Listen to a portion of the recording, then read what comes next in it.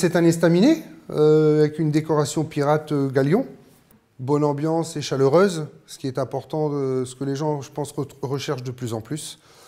Alors, on fait de la cuisine régionale, fraîche, fait maison. J'organise aussi des concerts tous les 2 mois et demi. Mon premier a été il y a une quinzaine de jours, où on a fait 200 personnes ici. Les gens demandent de plus en plus, pas que le repas, mais recherchent une ambiance.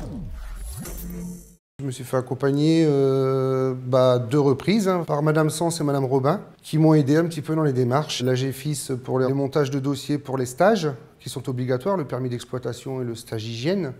Aussi pour l'apprentissage.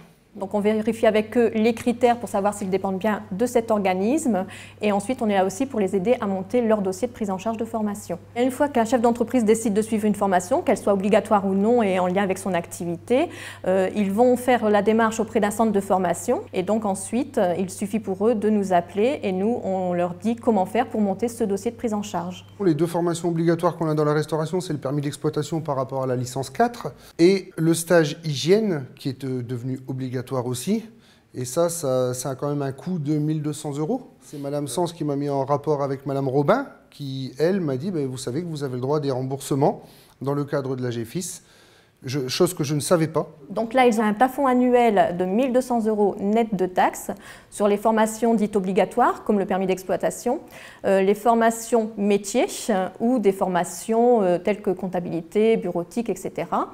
Et ce budget peut monter jusqu'à 2 000 € lorsqu'il s'agit d'une formation diplômante ou en langue étrangère. J'ai monté un dossier avec toutes les pièces justificatives de ma société et de là, après, j'ai dû fournir un devis de l'organisme qui me faisait ce stage.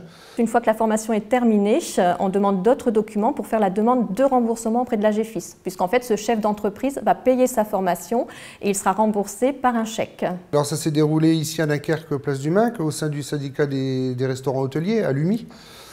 Donc j'ai fait chez eux, c'était sur 2 jours pour le permis d'exploitation et 2 jours sur le stage hygiène.